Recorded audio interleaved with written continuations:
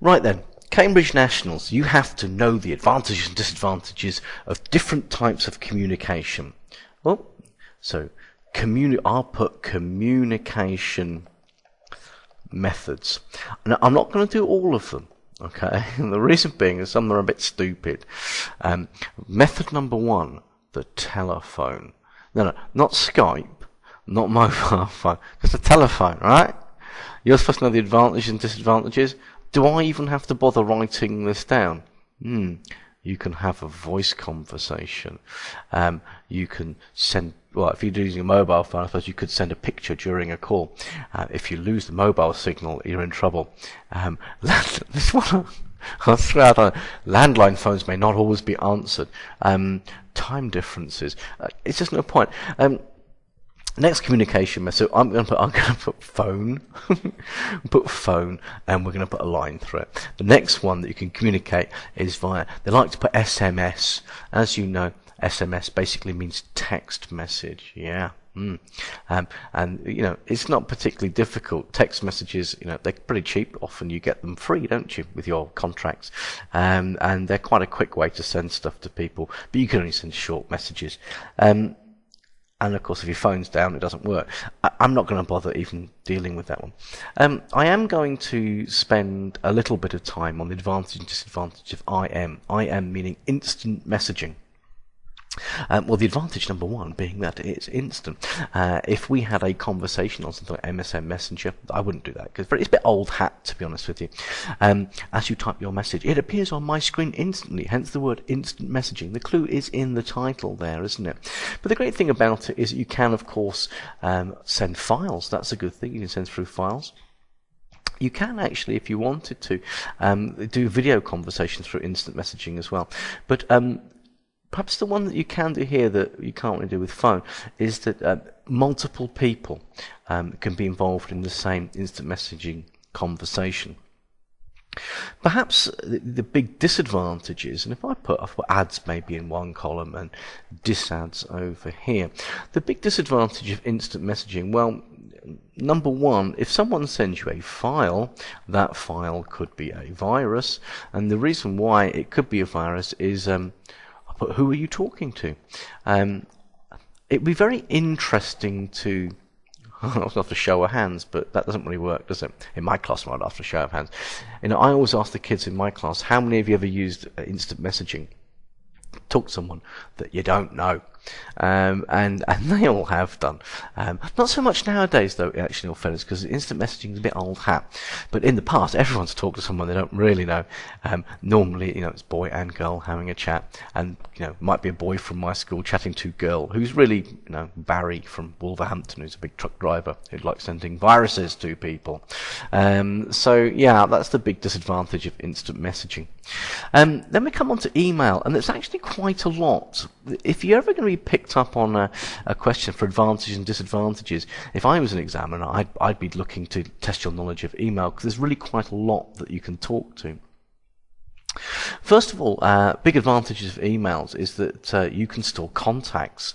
So you don't have to type in someone's email address all the time. You can just go view your addresses and add someone in. The other thing that you can do is, of course, with email, is that you can send files alongside it. So you can attach documents, which is incredibly useful. Quite regularly we'll send something off saying, "Do you like the spreadsheet I've just made?" And what it tends to lead to is that it tends to give me sort of quite often quick feedback. Often I'll send an email. And if you're logged into your email at the time, it'll pop up with a message on the screen saying you have a new email. So you read it and go, wow, that's fantastic. Much quicker than maybe running down the corridor to find my senior management and person and say, do you like the file I've got on this memory stick? It's much quicker to do things that way. So it's really about time. Also, going back to contacts, and I suppose I should draw the line up to there, you can send the same email to many, many different people. One thing I've had a big problem in the past with email is that I don't know whether it's my writing skills, but sometimes emails can be impersonal, or they can be perhaps more importantly than email impersonal, that's the word I'm looking for. My handwriting has gone today. Misunderstood. I've quite often sent an email through, and sometimes I realise that when I've reread it, I go, oh, that sounds a bit aggressive on my part, or a bit forceful, and I haven't meant it to be that way. So sometimes email, you can argue the big disadvantage is that things could be misunderstood. The other big one, of course, with email is your email accounts are open to being hacked by people, and email accounts being hacked by people. It's just normally people guessing your password. It's not people brute force attacking your email accounts, or more likely it's someone looking over your shoulder as you type your password in. So when we come to hacking, it's really about security. Email is not a particularly secure communication method. It's quite easy with keyloggers and things like that, which I'm not supposed to be telling you about, to get someone's password. Once again, we played it earlier on, instant messaging, you can get viruses, and of course in email you can get viruses. You could send emails to the wrong address, and also that I mentioned in a previous video, you might send a file attachment here, but if the size of it is that's supposed to be a Z, if the size of it is too big, then it may not even end up in the inbox of the person that you're actually sending it to. So there's quite a lot that you can talk about in email, but we've got quite a few methods to get through communication room. I suppose a bit similar in some ways to instant messaging is the chat room, in which I suppose they're quite, they're quite useful. I don't chat rooms about. I'm trying to avoid cyber sex. You're mature now. You're 14, 15, 16 years old, you kids. There's a lot of sex chat rooms going on, but often there's chat rooms for, well, I'll just put the word topic, any topic that you're interested in, and you can basically meet a lot of people with similar interests. Yeah, we're all thinking about cyber sex chat rooms now, aren't we? And you shouldn't be. They're very dirty. Similar interests. I suppose the big thing about chat rooms is once again, it comes back to the instant messaging. You never really know who you're talking to. The bottom line is, if you don't know them in real life, you don't know them online, isn't it? Let's be honest with you. And the other thing is, and something we're going to come back to perhaps later in this, is the concept of addiction. You kids, you do like your computers, and there's very a lot of you, and we'll talk about addiction again with gaming, and particularly with the social networks, but you tend to find there are some kids that will be addicted to, going into a particular chat room of their choice and just using it for hours upon end. And as I said, you don't know who you're talking to. And the thing about chat rooms, unlike perhaps websites that have been up for many years, is that when I perhaps put the content of what people are saying in the chat room, if I put content validity, the bottom line is people could be posting rubbish, and a lot of people then say, well, it's on the internet, so it must be real, it must be true, and that's not really the case. So, anyway, that's chat rooms for you. I've run out of space, and we've got lots to cover, so let's move on to the next one. Technically, VoIP, Voice over Internet Protocol. You probably know it better as Skype. Skype. I'm sure you're aware Skype is basically a cheap way of having a sort of phone conversation, and it's better quality than sort of instant messaging, because you can have audio in instant messaging. But basically, if you're doing a PC to PC phone call on Skype, then of course it's free.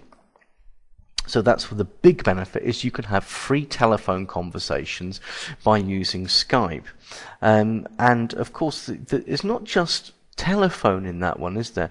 There's lots of features within Skype. For example, Skype will offer you voicemail if you want to do it. It will offer you call forwarding, three-way, multiple people, three-way calling. You can also send other data. You can, as you're having a phone call, you can send through pictures or video or whatever that you want to do. So I'm fairly sure that you guys may be aware of the advantages. I better put ads up there again. But of course, there's the flip side. There are some disadvantages. While PC to PC calls are free, a PC to phone call isn't free, and you normally are going to have to get yourself some credit with Skype if you want to use your PC and your headset to phone somebody who actually they're going to be answering on their landline. I guess a bit more left field. If you get a power cut, your PC don't work, so you can't ring people. If you get a power cut, it doesn't normally affect the standard landline phone. You can still normally use that, as far as I can remember. The other thing that you can tend to get is, depending on the quality of your connection, if you have a not very good connection, say you've got 2 megabits per second, if you live in perhaps rural areas, rural broadband is a better way of putting this. Broadband, that's the word I'm looking for. If you have a poor connection, you tend to find that you can often get things like delay, voice delay, and phone calls can basically dropped out as well. You're not really going to experience that sort of thing if you're using a landline. Moving on from Skype, we move on to the concept of video conferencing. And the reality is that video conferencing is basically the same as Skype, but plus, Skype, I put Skype plus webcam. And perhaps some speakers at the other end. But the whole point is that it's the same principle. Video conferencing is basically where, I've got a screen here, I can see you, you've got a screen there, you can see me, lots of hair. I don't have that in real life. I'm going a bit bald, to be honest with you. And the whole point is that we can have a video conference. You can do this with Skype as well, as you know. So Skype and a webcam is video conferencing. But of course, in video conferencing, if you're not aware, once again, you could have lots of other people. I'm trying to draw people that don't look all the same. Are you sure you get the idea? Lots and lots of people can be involved in video conferencing. And it's particularly a tool used in the world of business. And the reason it's used in the world of business is because ultimately it's going to reduce costs. So why does it do that? Well, advantage number 1, travel. There's no need to travel. You don't need to basically travel. And travel has 2 costs. It has a cost in terms of time, and it has a cost in terms of, if you're in a car, it's fuel. If you're on a train or a plane, it's going to be the cost of the tickets. You can also argue that the lack of travel and the lack of paying for fuel and spending tickets for trains, perhaps that has a benefit to the environment, because we should need less flights and less cars and less trains. Of course, what it does mean is that you can work globally, so global working environment. I'll just put the word global there, and that's fine really, isn't it, to be honest with you. But of course, there are disadvantages. I mean, basically, the classic one is that you all need the equipment, and of course to buy the equipment there is going to be a cost. Although, to be honest with you, what is the equipment? It's just a computer, a pair of speakers, maybe a headset, a microphone and a webcam. I mean, to be honest with you, I don't think that's a great cost, but it is a card that you can play in an exam.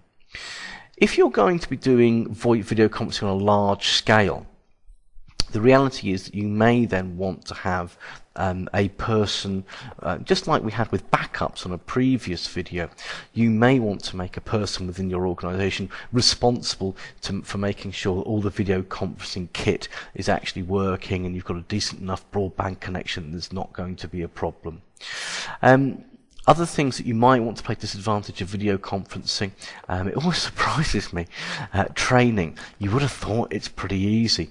I work with a lot of teachers, I'm not going to name names, but we regularly get calls saying my computer doesn't work. And we go over there and we find that they haven't turned it on, the plug on the wall. Literally, that's quite a common call out for us, that they haven't turned it on at the mains. It's like, if you're at home and your kettle doesn't work, what's the first thing you do? You look at the plug. Oh, it's not turned on. Why? I don't know why. Some people think, oh, it's a computer, it's going to be any different. I don't know. But if they can't handle a plug, then you might have to train them on how to do some video conferencing. You are, of course, reliant upon your broadband connection if you're going to do it. And sometimes that is out of your control. There can be problems with BT in the phone exchange. So that could be an issue that you may possibly not be able to video conference. A very important meeting that you set up isn't possible because the broadband connection is down. To be honest with you, it's not really that likely. I want to move on to two other forms of communication. And one, first of all, that you've probably heard a lot about, and maybe a few of you are actually doing, and a bit of a rant on my blogs. Well, blog is just a website, and perhaps if I draw it, I should have done a screenshot of one, to be honest with you. But a blog is just a website, and it's normally got a graphic at the top, and then you put the date on. So it's October the, I don't know what it is, 13th, 2012. And then people write their story, and then when they say it's October the 14th, they want to write something else, it will appear above that one, and it will force this story down the page. So blogging. Blogging, I guess the most popular format for blogging at the moment is WordPress. The good thing about it is completely free. You can just go to wordpress.com and you can sign up for an account and you can get a blog going and you can tell the world all about you. Bit what I refer to as narcissistic. If your teachers watch, look, there are some people out there that do fabulous work with blogs, and they'll provide lots of links, and they'll provide lots of good quality information. And there's lots of people out there with blogs that will just tell you about what they had for breakfast. But it is a form of communication, and a blog could be used, for example, let's say you're in developing some form of fantastic project development. You've got an idea, and you want to inform other people about how this idea is progressing. Well, you can give people on your project development regular updates. There's no need to keep emailing people. As long as they have the link to your blog, they can check in every now and then to see what you've been up to. So I think most blogs, in my personal opinion, are narcissistic. They're just people just talking about themselves. But there are a few blogs out there that are very useful. Down here, teachict.com. If you Google teachict.com and then put the word blog in as well, you'll find a link to a blog that the good people, it's not me, it's not my website. It's a website of a lovely lady, Mrs. Jones. And she does a blog, and she informs people, teachers and kids, of things that are happening in the world. And all the blog posts are useful. Have a look at it and read it. It may not be something that you're interested in, but you'll see why other people would be. So a blog can be a good form of communication. But of course, let's move on to your world. Social networking. Now, social networking is, of course, Facebook, and possibly for some of you, Twitter. It's great, social networking. You can create a wall. Or not create a wall, you can create a profile. And on your profile you can put posts, and you can put pictures, and you can put video, and you can put all sorts of stuff, can't you? And the thing is that you can have friends, and most of you kids will have at least 400 friends. If you do that, that's about how many I've got, about 40. I just don't like people, as a rule. And all those are family members, and you kind of have to have them as your friends. I actually deleted a few, and it got me into real trouble in the family. But I'm not going to say that too much about that there now, because if you're a member of my family watching this, then, it wasn't me, it was someone else. They hacked my computer and they deleted you all as my friends. So I wasn't interested in reading about your narcissistic exercises in life and what you had for breakfast. But more and more people, actually, it's not people, it's actually more and more businesses are now using social networking as promotion, because lots of, I don't know, like I've seen this recently, Pepsi Max, and they'll put a post up and they say, if you like it, this is supposed to be a hand with a thumb, then we'll enter you into a draw. But when you like it, that posts to your, is it a wall, I think? So it's advertising and promotion. Every time you like it, it appears on your wall, and there's an advert for Pepsi Max that your 400 friends can see. So more and more businesses are using social networking to promote their products. They can actually also, maybe Coca-Cola can follow Pepsi Max. They can see what Pepsi Max are doing on their wall. Actually, it's Pepsi, isn't it? Pepsi Max is one of the Pepsi brands. Of course, and I think I might need a final slide, there are problems with social networking. Problems of social networking. And I'm going to use a new slide because I think there's quite a few issues that we need to deal with. Anonymous. Not the hacking organisation, by the way. You're not, are you? The reality is that you post stuff online and you might put a picture of you, I don't know, you're lying down, you're on the floor, you've had a Saturday night out, you're not smiling, you're unhappy, this is supposed to be a toilet, doesn't look anything like a toilet, and you've been sick in the toilet, and somebody took a photo of you, and they put that up online. You may have even taken a photo of yourself doing it, and thought, I'll post that. Why you would do that, I have no idea, but you kids do like to do those sorts of things. The reality is that this stuff appears about you, and then people will tag you in that photograph, and then because you've been tagged, it will appear in your 400 plus friends timeline saying you've been tagged in a photo being sick on a toilet, and everyone will laugh at it, and then that ultimately can affect your life. It can affect your life in one of two ways. One, people will take the mick out of you when you are at school, and the reality is that when you leave school, you're going to go to work. And you need to understand something now. A lot of employers will want to look at your timeline. And some employers will actually now make it a prerequisite of applying for a job that they have access to your Facebook account. And even if they don't have access to your Facebook account, most people are not very good at being anonymous online because you can't be, because other people tag you. So the whole point being is that employers find it very easy to find where you have been tagged, and then they know that you're not anonymous and they can find out all about you. So if you have lots of stuff about you that you don't want people to see, then my advice is get yourself a new Facebook account, stop using the old one, okay, try and delete everything you can do from the old one. In fact, actually get in contact with Facebook, close the old one down, because the tags will be linked to a Facebook account that does not exist, so they will disappear. And maybe what you kids want to start thinking about doing is on your Facebook account being a little bit more responsible, because you are not anonymous. All right.